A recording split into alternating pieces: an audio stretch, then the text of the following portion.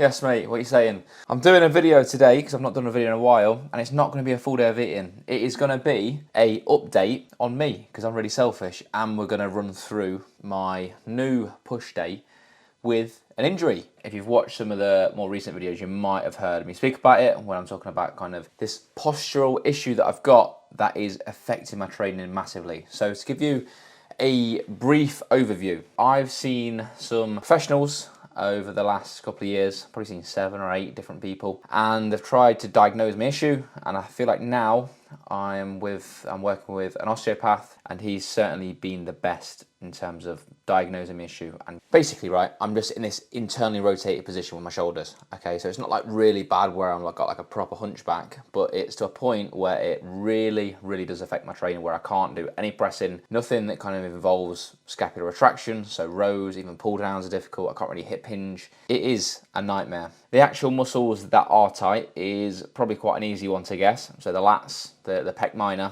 also the subscapularis. And also what we've noticed is my scapula is not rotating the way it should. So when you're lifting overhead, for example, like this, your scapula should rotate upwards. Mine wings out to the right. It literally goes east. It lands in Ipswich. It ain't good, okay? So I can't do any kind of horizontal pressing. So for example, if I'm doing a bench press, I can't get into the position anyway, because when I come to here, I can't retract any further. So for me to go any lower, my shoulder will internally rotate. That's why I get pain through the front of the shoulder. That's obviously quite obvious. But also, say if I'm pressing in my active range, which isn't very far, which you'll see later in the video, so I get to just before 90 degrees, what will happen is when I push through, is my scapula will wing out. So I'm losing a lot of force output. I'm not able to lengthen the pec. It just ain't very good, okay? So how am I actually dealing with it? Obviously, I'm working with this osteopath over the next, well, however long it takes, hopefully not too long. But I've done a few sessions. I'm seeing him now every couple of weeks. It was weekly, now it's bi-weekly. And I've got exercises to do, obvious ones for my chest, like doorway stretches, PNF stretches, some capsule release as well. Also doing some thoracic stretching, like thread the needle, cat-cow. Also doing some stretch from the hips as well, because I've noticed I've got like a slight bit of anterior pelvic tilt. So I'm doing some hip flexor stretches. It's not like really bad, but obviously it can affect your posture. Well, it is. So I'm doing a bit of that. Also, I've implemented some hip thrusts because I'm not doing any hip hinges at the minute. And because of that, my glutes aren't getting any direct work. So I need to weight the glutes up and do them hip thrusts. Other things I'm doing as well, obviously because I'm pulled forward like this, what I need to do is strengthen up the external rotators. So if you think about your rotator cuff muscles, you've got the infraspinatus and the teres minor, which is responsible for external rotation. So if we get stronger with these muscles, it's certainly going to help. So I'm doing that. So you've probably seen this quite a lot, where you've probably done them as well, where you have a cable like this and you're externally rotating like that. When I'm doing these, I'm actually doing them lying down rather than standing up. When I'm standing up, I've got like overactive traps as well. That tends to just end up taking over. So I'm doing these lying down with a cable, and I'm actually connecting to that muscle a bit better. So that's what I'm doing with that. With the other couple of rotator cuff muscles, obviously you've got your subscapularis, which is overactive, and in a shortened position, which is pulling me forward. So with that, what I'm doing is just trying to release it through foam rolling, stretching, deep tissue work, that kind of thing. And the other rotator cuff muscle, you've got the supraspinatus. The role is for that muscle to kind of start that abduction of that upper arm, which I don't need to worry about because that's fine. So with that kind of tightness as well and being in this poor posture, that's why I've got trouble kind of stabilizing the shoulder joint. Other things I'm doing, what am I doing with my strength training with the external rotators, I'm also doing face pulls.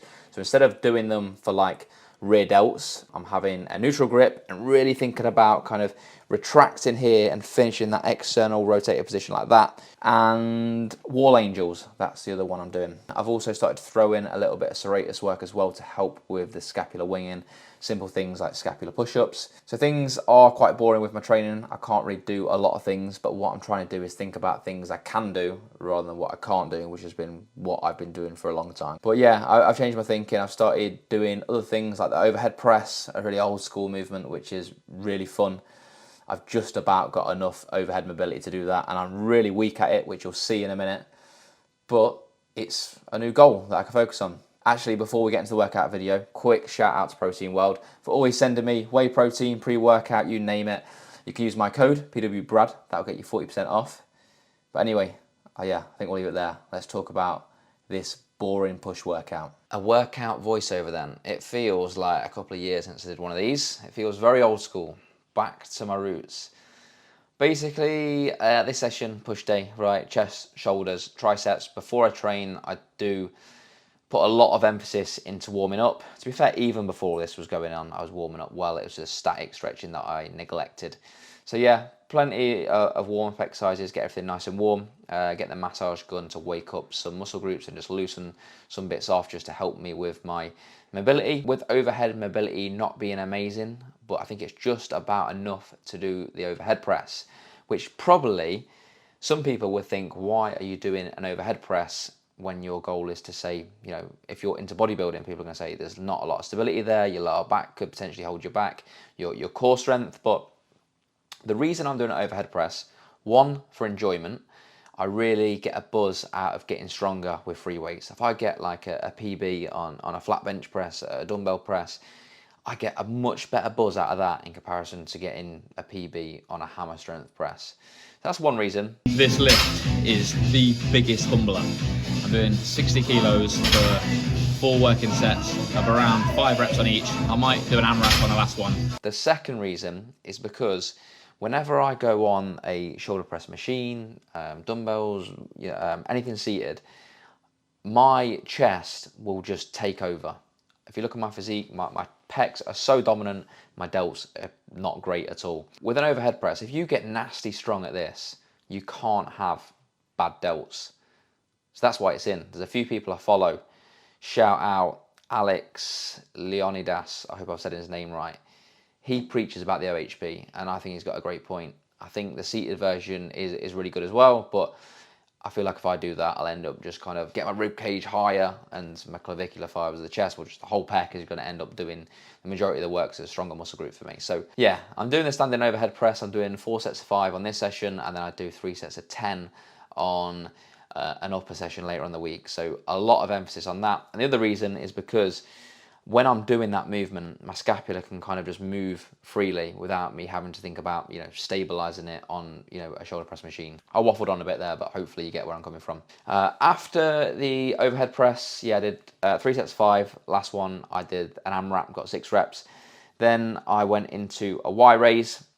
So with any kind of lateral raises at the minute, it just hurts my neck because of the position I'm in. Whereas a Y raise with the cables don't feel too bad. I think this probably isn't the best movement for side delt development, but it's one that isn't causing me pain. So if I can get some kind of stimulus there without pain, then this is a good option for me. It's also just good for shoulder health in general, to be fair. Next movement, I go into a chest fly, pec deck. So I do 3 high rep sets here, between 10 and 20 reps. I start off with a warm-up set, and then I go into like a 15-20 repper. Then I increase the weight a little bit, and then I'll kind of like drop it again. It's like a pyramid up, pyramid down kind of thing. I pause kind of in the length and range, really punch my elbows across, really squeezing the pec in the shorten range. This is a movement I kind of struggle with because obviously I'm trying to lengthen the pec, but if I can't create stability at the shoulder joint, it's easy for my shoulders to internally rotate and get pain through the front of my shoulder. So I have to be careful with that. But the reason I'm doing this before a press is just to minimize the loading when I go into a horizontal press. With the dumbbell press, you'll be able to see here, this is what I mean by having poor range of motion. I can't get my elbows any lower than that without my shoulder dumping forward. So I could go lower, but I'll end up blowing my shoulder out and being injured for 6 months. So yeah, it's frustrating. Okay, so when I did my first set, what I did was actually did it with a pause with really light weights. I think they're like 30 kilo dumbbells. Okay, so that is relative for me, it's light. I used to press like 50 kilos for sets of 8 to 10. Whereas now using 30 kilo dumbbells, I'm trying to get more out of less weight, pausing at the bottom for a 1 to 2 count, and then driving up. And you know what? I did a set with this and it just killed my shoulder doing the pause. So I thought, okay, let's just play around with bench angles, having it a bit shallower, steeper. All felt shit. So I actually just did a set, just normal tempo, just kind of like touch and go tempo. And yeah, it felt a bit better. Not great. Depth still wasn't great, but I got less pain, well, no pain, which is weird. It must be when I'm in that lengthened position, I'm really weak there when I'm trying to stabilize a joint. Whereas when I'm doing more continuous reps, I'm kind of getting out of that position quick and I'm not having to do as much there. I don't know. That's what I feel like. I did 3 sets with a chest fly, 3 sets with the dumbbell press, high reppers on both, like 15, 20 reps. And that's all the pressing I'm doing for that session. So just 4 sets with that overhead press, which is actually quite a lot to be fair. And then 3 sets with an incline dumbbell press. It is literally such a boring session, you know. Lifting weights that are obviously not exciting. Obviously you can get probably arguably the same stimulus from a weight, you know, in that rep range. But for me, it's just horrifically boring. But for now, it's what I've got to do. After that, I go into a tricep push down, just continuous reps. The first set, I actually kind of do more of a looser set where I'm just kind of just moving the weight around because I feel like that will carry over well with my press into other movements like the overhead press. And then I do 2 other sets, which is more straight tempo, pausing in the lengthen range, pausing in the shorten range.